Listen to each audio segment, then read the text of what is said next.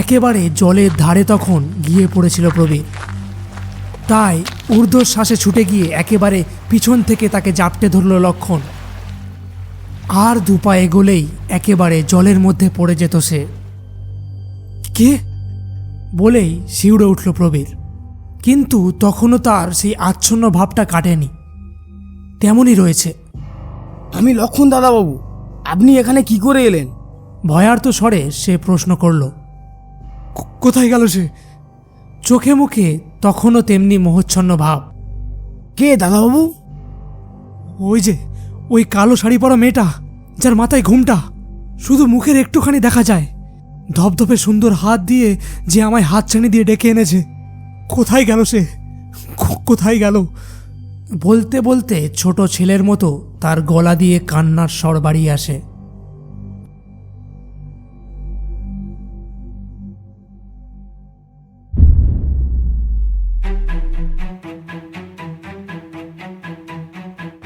কখনো ভয়, কখনো হাসি, কখনো বা দুঃখ, কখনো বা প্রেমিক প্রেমিকার রোম্যান্টিক গল্প, কখনো বা অ্যাডভেঞ্চার, আবার কখনো রহস্য। সমস্ত রকমের গল্প নিয়ে আপনাদের গল্পের স্টেশন গপ্প শোনা যাক।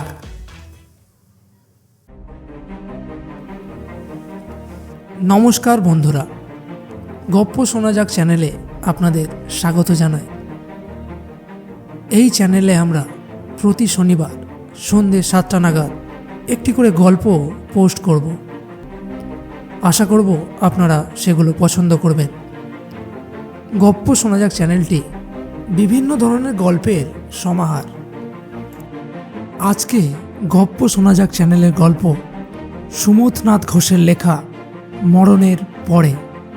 সুমথনাথ ঘোষ জন্মগ্রহণ করেন 1 সেপ্টেম্বর 1912 খ্রিস্টাব্দে। তিনি ছিলেন একজন প্রখ্যাত ভারতীয় বাঙালি লেখক, প্রকাশক, অনুবাদক, জনপ্রিয় উপন্যাসিক ও ছোট গল্পকার। তার প্রথম উপন্যাস সুদূরের পিয়াসী 1981 খ্রিস্টাব্দে এবং প্রথম গল্প সমগ্র জটিলতা 1982 খ্রিস্টাব্দে প্রকাশিত হয়। গল্প পাঠে ও গল্পের সূত্রধার সালমান। প্রবীরের মায়ের ভূমিকায় সুমি, লক্ষণের ভূমিকায় শাহবাজ, প্রবীরের ভূমিকায় সালমান, তান্ত্রিকের ভূমিকায় অনিমেষ, বোনেদের ভূমিকায় কোয়েল এবং আনিশা। শুরু হচ্ছে সুমথনাথ ঘোষের লেখা মরণের পরে।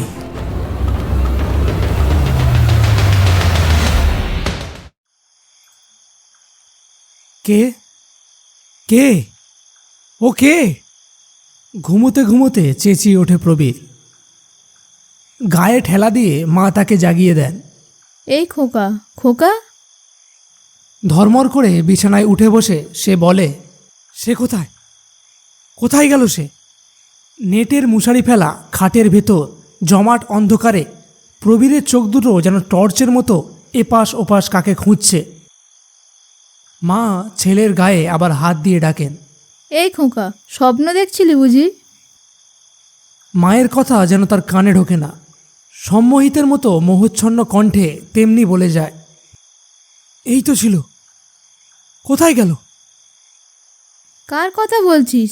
কে কোথায় গেল? মায়ের গলায় এবার বিরক্তি প্রকাশ পায়।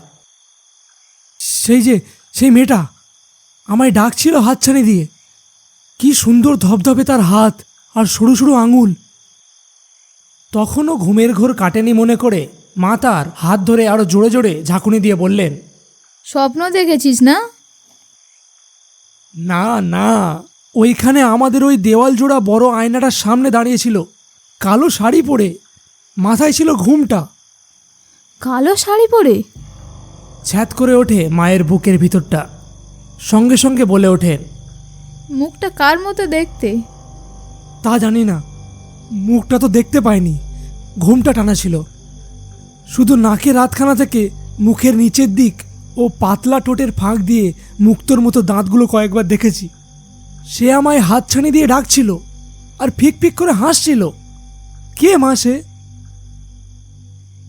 তখন ওর মা মনে মনে ভাবতে থাকেন, শুনেছি মানুষ যা নিয়ে সারাদিন গভীরভাবে চিন্তা করে অবচেতন মনে সেই সব নাকি গোপন থাকে, রাতে তাকেই স্বপ্ন দেখে। তাই সঙ্গে সঙ্গে ছেলেকে প্রশ্ন করলেন, ওই রকম কালো শাড়ি পরা মেয়েকে কি আজ বা অন্য কোনো দিন পথে ঘাটে দেখেছিলিস? প্রবীর বলল, না মা, তবে হ্যাঁ, এর আগে, বেশ কয়েকদিন আগে যেন ঘুমের ঘরে ঠিক ওই রকম কালো শাড়ি পরা ছায়ার মতো মূর্তি দুই একবার দেখেছিল। মনে হলো যেন আমায় ইশারায় সে ডাকছে, কি বলতে চাইছে, কিন্তু আজকের মতো এত স্পষ্ট আর কখনো দেখিনি। মা তখন ছেলেকে বোঝান, স্বপ্নে এরকম অবাস্তব অসম্ভব কত কি মানুষ দেখে জানিস তো। শুয়ে পড়, ঝাঁঝা করছে রাত, এটা তো বুঝতে পারছিস। এই দোতলায় বন্ধ ঘরের মধ্যে কোনো লোক ঢুকতে পারে না। প্রবীর বলল, হ্যাঁ মা, তা ঠিক, কিন্তু আজ এত স্পষ্ট দেখেছি যে কিছুতেই বিশ্বাস করতে পারছি না যে ওটা স্বপ্ন।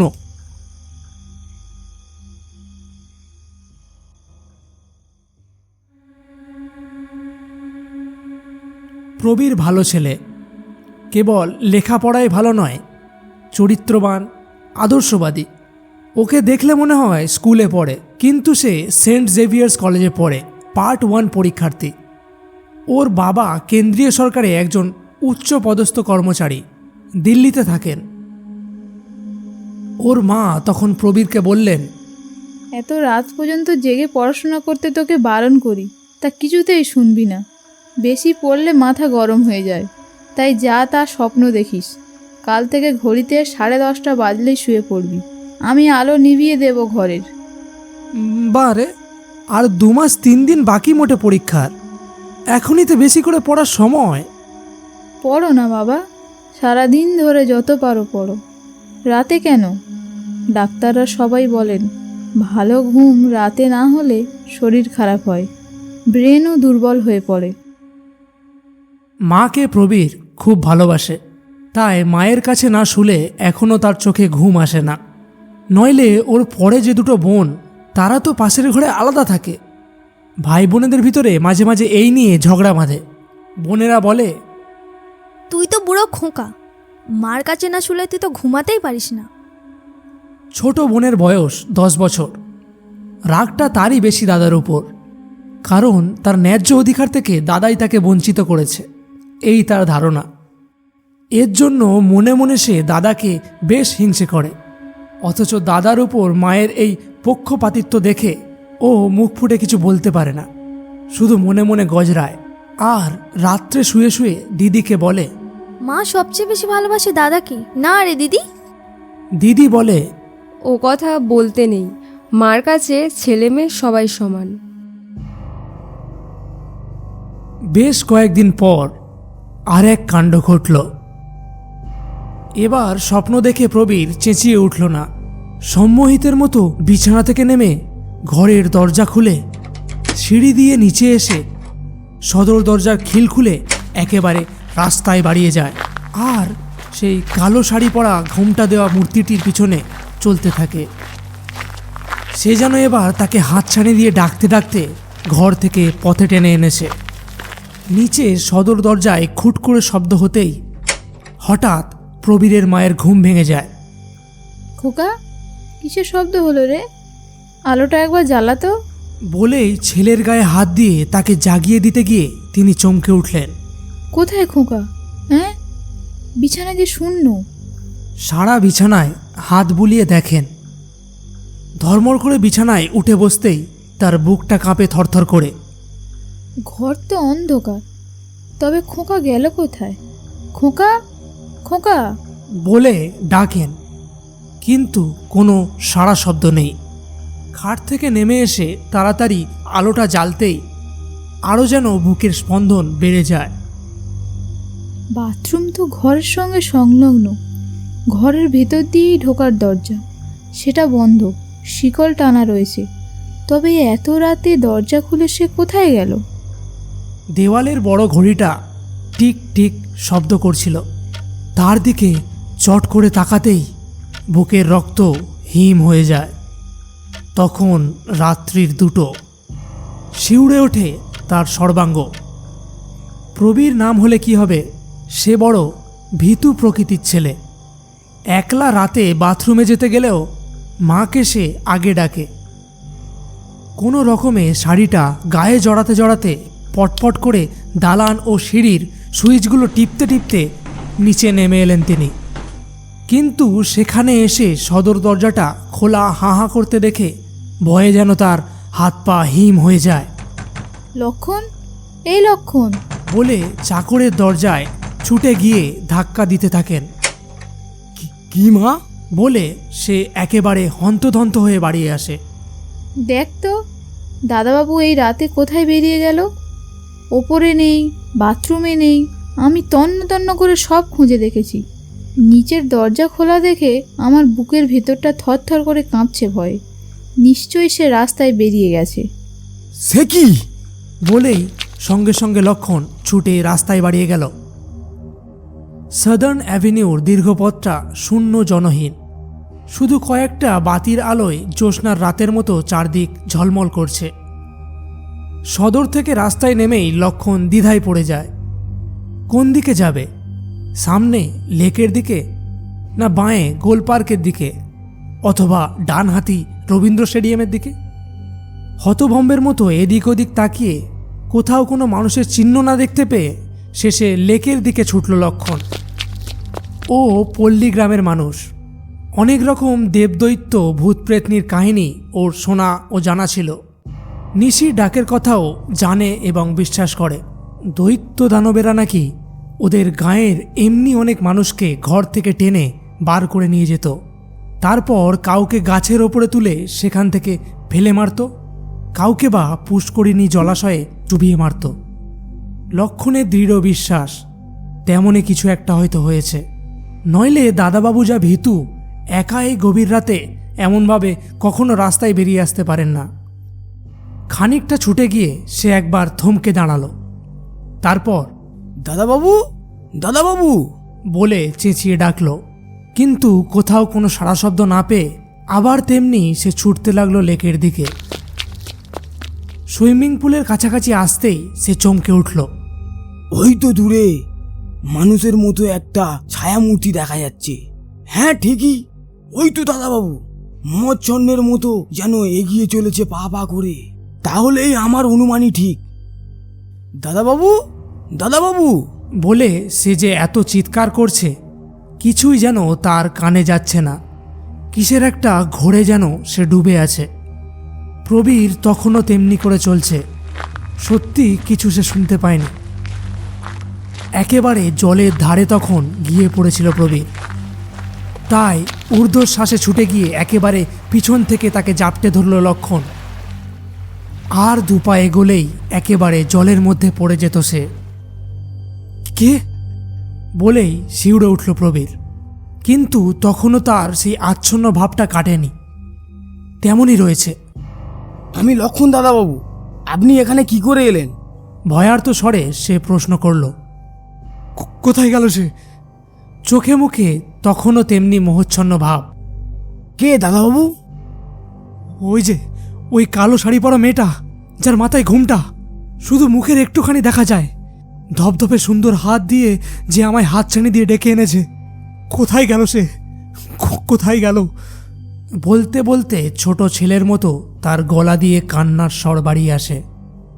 ওর হাত দুটো এবার দুহাত দিয়ে চেপে ধরে বেশ করে বার কতক ঝাঁকুনি দিল লক্ষণ। তারপরে এক আঁচলা জল খপ করে লেক থেকে তুলে নিয়েই ওর মুখের উপর ঝাপটা মারল। সঙ্গে সঙ্গে সেই মোহগ্রস্ত আবিষ্ট ভাবটা কেটে গিয়ে প্রবীর যেন স্বপ্নের রাজ্য থেকে এবারে বাস্তব জগতে ফিরে আসে। তখন চারদিকে একবার সভয়ে তাকিয়ে লক্ষণের হাতটা জড়িয়ে ধরে সে বলে উঠল, এখানে কেন আনলে আমায়? আমার বড্ড ভয় করছে। শিগগিরই বাড়ি চলো। মা কোথায়?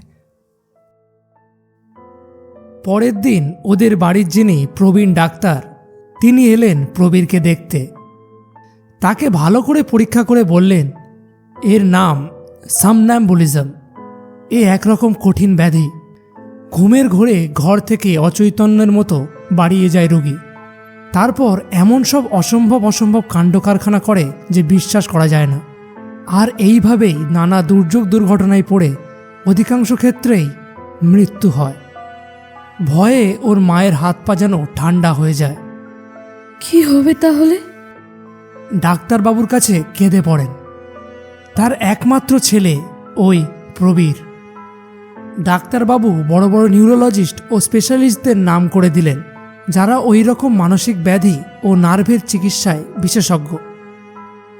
বড়লোকের ছেলে প্রবীর, টাকা পয়সার অভাব নেই, তাই সঙ্গে সঙ্গে ওর মা চিকিৎসকের বাড়ি ছুটলেন। এক ডাক্তার ছেড়ে আরেক ডাক্তার, এমনি করে কলকাতার বহু বড় বড় ডাক্তারকে দেখালেন এবং এইভাবে চিকিৎসার পিছনে প্রবীরের মা বহু টাকা খরচ করলেন। কিন্তু তাতেও বিশেষ কোনো ফল হলো না। ইতিমধ্যে আরও 2 দিন ওইভাবে ঘর থেকে গভীর রাতে নেমে গিয়েছিল প্রবীর। লক্ষণ ইদানিং রাত্রে ঘুমায় না, জেগে থাকে। তাই যখনই সদর দরজা খুলতে যাবে অমনি লক্ষণের কাছে ধরা পড়ে যায়। তারপর লক্ষণ তাকে ধরে শোবার ঘরে নিয়ে আসে, কিন্তু তার মুখে সেই একই কথা। কোথায় গেল সেই মেয়েটা, সেই কালো শাড়ি পরা, সেই ধপধপে ফর্সা মেয়েটা, যার মাথায় ঘোমটা আমায় হাতছানি দিয়ে ডাকছিল এক্ষুনি। লক্ষণ এবারও তার হাত দুটো জোর করে চেপে ধরে কোমরে বারবার ঝাঁকুনি দিতেই আবার স্বাভাবিক অবস্থায় ফিরে আসে প্রবীর। চিন্তায় ভেঙে পড়েন প্রবীরের মা। পরীক্ষার আর 7 দিন বাকি। ছেলের যেন সবসময় কেমন একটা বিমর্ষ ভাব, কি যেন গভীর চিন্তায় মগ্ন। সামনে পড়ার বই খোলা পড়ে থাকে, ওর মন বুঝি চলে যায় অন্য কোনোখানে, কে জানে। পুজো, মানত, ঝাড়ফুঁক, মাদুলি, জল পড়া, হাকিমি, কবিরেজি, যে যা বলেছে সব করে যখন হতাশ হয়ে ভাবতে থাকেন প্রবীরের মা এখন কি করবেন, ঠিক সেই সময় এক তান্ত্রিক সন্ন্যাসীর খবর পেলেন। তিনি নাকি এই রকম অনেক দুরারোগ্য ব্যাধি ভালো করেছেন অনেকের। থাকেন দুর্লভপুরে, হুগলি জেলার এক সুদূর পল্লীতে। লক্ষণের সঙ্গে প্রবীরকে নিয়ে একদিন তিনি খুঁজে খুঁজে সেখানে গিয়ে হাজির হলেন। তান্ত্রিক সন্ন্যাসীর ঘরে ঢুকে হকচকিয়ে যায় প্রবীর। তান্ত্রিক সন্ন্যাসীদের কথা বইয়ে পড়েছিল সে, কিন্তু কোনোদিন চোখে দেখেনি। সে আশ্চর্য হয়ে যায়। ঠিক যেমনটি গল্প উপন্যাসে পড়েছিল হুবহু সব মিলে যায়।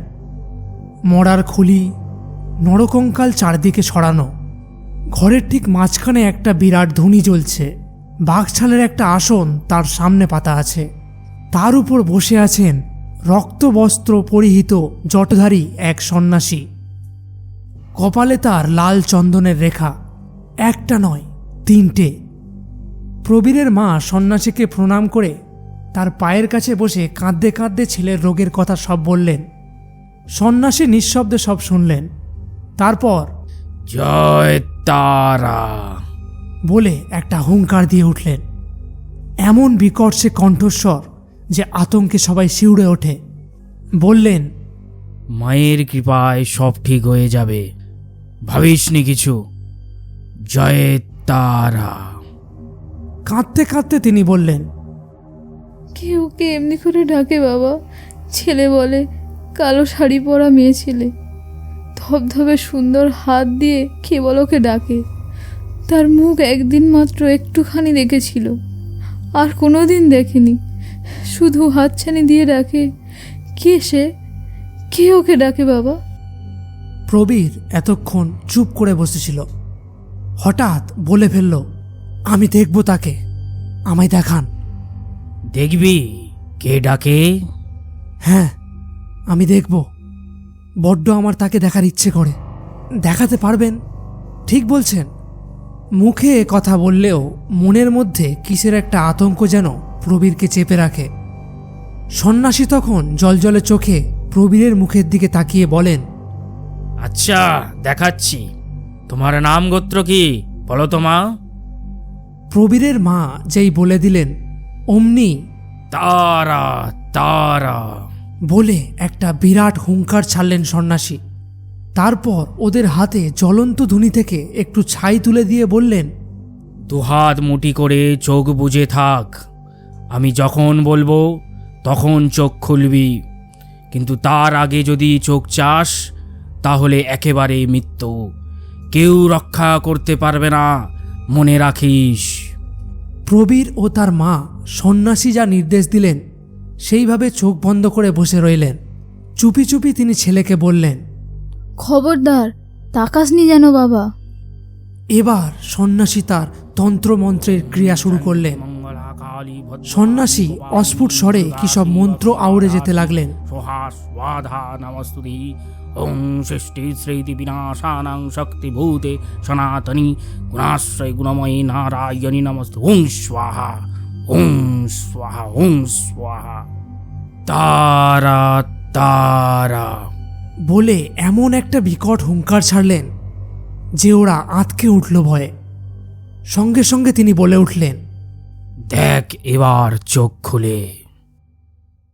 প্রবীর বলে উঠল, হ্যাঁ হ্যাঁ, ওই তো সেই কালো শাড়ি পরা মেয়েটি, মুখে ঘোমটা, সেই হাত, ওই ধবধবে সুন্দর হাত দিয়েই ডাকে আমায়।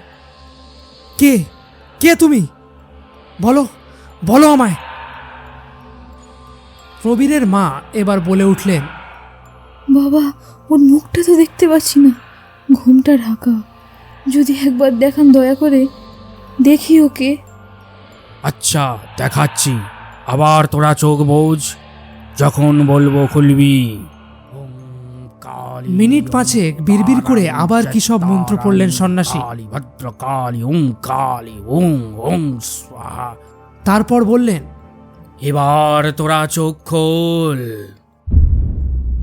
চোখ খুলেই প্রথম চিৎকার করে উঠলেন প্রবীরের মা। তুমি?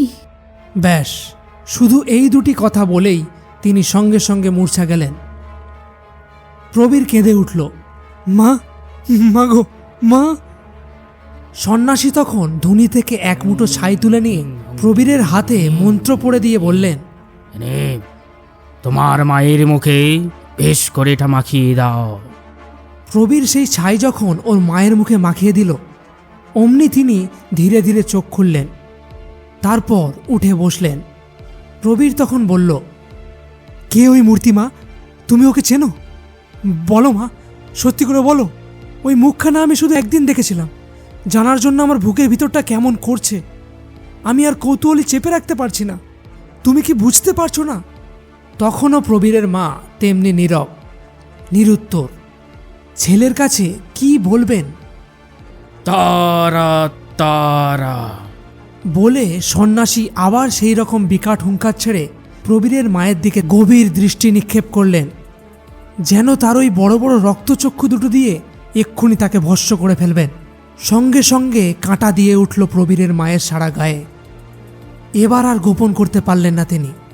প্রবীরকে আস্তে আস্তে শুধু বললেন, ও তোর মা। হ্যাঁ, আমার মা? তাহলে তুমি কে? বিস্ময়ে হতবাক হয়ে প্রবীর তার মায়ের মুখের দিকে তাকিয়ে থাকে। প্রবীরের মা পাষাণ মূর্তির মতো নিস্তব্ধ, তার দুই চোখে ধারা বয়ে যায়। সন্ন্যাসী এতক্ষণ নিঃশব্দে প্রবীরের মায়ের দিকে তাকিয়েছিলেন। হঠাৎ চিৎকার দিয়ে উঠলেন, ইনি তোর চর্ণিমা। হাসপাতালের নার্সকে মোটা টাকা ঘুষ দিয়ে তোকে বদলে নিয়েছিলেন নিজের মেয়ের সঙ্গে। পুত্র সন্তান ওর কোনোদিন হবে না, এই কথায় জ্যোতিষীরা গণনা করে বলেছিলেন। সেই গণনাকে মিথ্যা প্রতিপন্ন করার জন্যে তোকে ওই মায়ের বুক ভেঙে চুরি করে ছিনিয়ে এনেছিলেন। তোর এই আসল মা মরে গিয়েছেন।